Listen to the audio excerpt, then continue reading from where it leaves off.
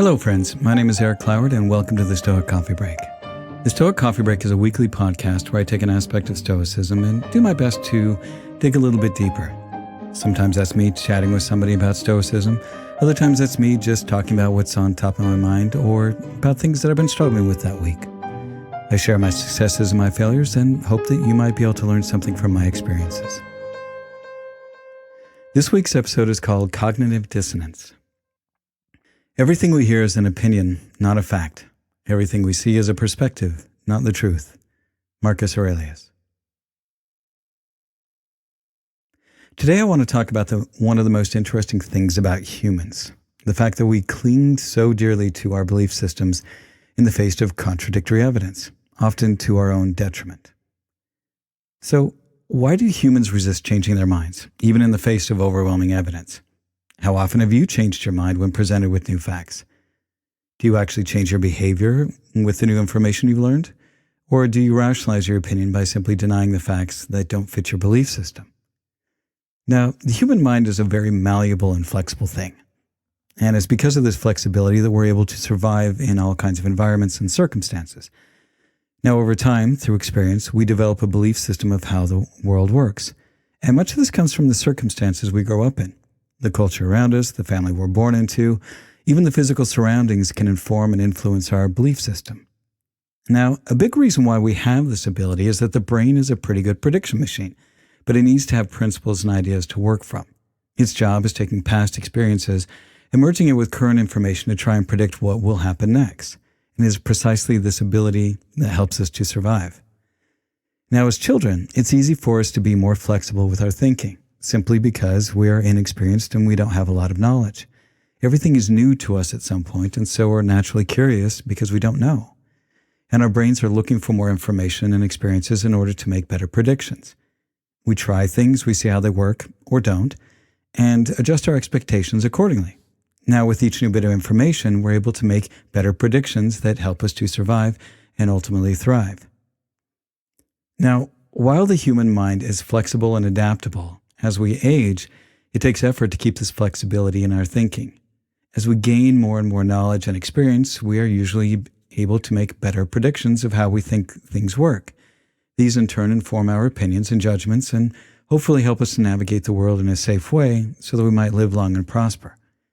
Now, where we run into trouble is when we decide that we have enough knowledge and information and turn those opinions and judgments into beliefs. Often, though, we are simply given beliefs by those that we trust. This includes family, friends, teachers, leaders, anyone that we consider an authority. Many beliefs we pick up are not well tested or thought out. They are just ideas that have been around for a while. And many of these ideas are tenacious not because they're right, but because they have reached a critical mass within a culture or a community. Superstitions, religious beliefs, even conspiracy theories are prime examples of this. Pretty much anything that is taken as truth with little or no evidence, cite dubious sources, or are not open to exploration with new information can be categorized as beliefs. A mark of an open mind is being more committed to your curiosity than to your convictions. The goal of learning is not to shield old views from new facts. It is to revise old views to incorporate new facts. Ideas are possibilities to explore, not certainties to defend. Adam Grant. When something becomes a belief, whether from external influences or ones that we have created ourselves from our own experience, it turns into something that we no longer question, but defend from anything that might threaten that belief. So why do we find it so hard to change our beliefs? What's in us that we will deny and fight for our belief, even in the face of overwhelming evidence that we are wrong? What is the benefit to acting this way?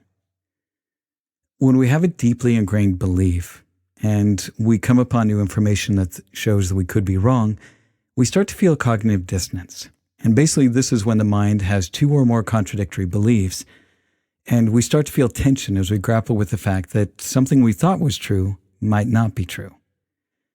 When we feel this disharmony, we have a number of options that we can take. We can take in the new information and adjust this belief, and that in turn will change our behavior.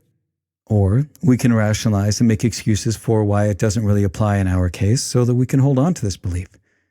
Or as what happens in many cases, we simply ignore or deny the information and go on holding the same belief. Since our minds want to resolve this tension, it often takes the last option of just ignoring or denying the evidence in front of us because it's the easiest option. It's the one that takes the least amount of work and allows us to simply go on living like we had before. Change takes work, and our minds are lazy and want to hold on to the status quo. Now, most of us like to think that we're good about receiving new information and adjusting our opinions and behaviors accordingly.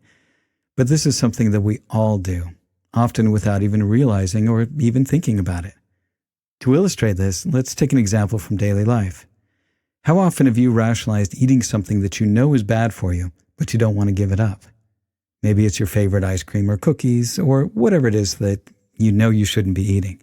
You can find all kinds of ways of rationalizing why you don't have to give it up. You'll point out that it has some healthy ingredients in it, or convince yourself that it's not as bad as everybody says it is. Whereas if you were just honest with yourself and truly wanted to eat healthier, you'd simply remove it from your diet. Now, in my own life, it took me many decades to let go of my religious beliefs, even though they never felt right to me. I'd been told for so long and from so many people that I loved and trusted that anytime something would come up that contradicted what I had been taught, I would find some way to rationalize it or ignore it because I was scared to give up that belief. But once I finally had enough evidence that the church was really just a fabrication from its founder, I could no longer in good conscience stay in the church, and so I left. If anyone can refute me, show me that I'm making a mistake or looking at things from the wrong perspective, I'll gladly change. It's the truth I'm after. Marcus Aurelius. So how can we be better about integrating new information into our way of viewing the world so that we have more informed opinions? I think the Buddha was onto something when he said that the cause of suffering is attachment. And in this case, we get attached to our ideas and our beliefs to the point that we feel threatened when something comes along that might disprove them. Our ego identifies with these beliefs, and if we're wrong, we often feel like that means that there is something wrong with us. When we can learn to be less attached to those beliefs and develop a mindset of curiosity, then we can take in information without feeling threatened. We can actually seek out information to see if we can prove that our idea is wrong so that we can get closer to the truth much quicker. Now, this kind of approach is not easy. It means that we have to become more mindful of our thinking. We need to pay attention to when we're feeling defensive about something because that is often a signal that we are feeling threatened by something. We also need to notice when we feel that fear in our bodies. If we're not in physical danger, but we're afraid because of what something is saying, we should probably look closer at why we're afraid. Now, while I like to think that I'm good at this, it's taken a lot of effort to not be as reactive and to not feel like I have to defend my ideas. I still fail from time to time, and I end up feeling defensive and end up in arguments. But I've certainly made progress on that front. I'm better about recognizing when I start to feel defensive about things. I pay attention to my body and any physical sensations, and I try to ask questions because that helps me move me into a space of curiosity and learning and out of that space of having to prove that I'm right. Developing a mindset of curiosity takes mindfulness, patience, and a willingness to learn over wanting to be right. But it is something that can greatly enhance our lives and our relationships. And that's the end of this week's Stoic Coffee Break. Be good to yourself, be good to others, and thanks for listening.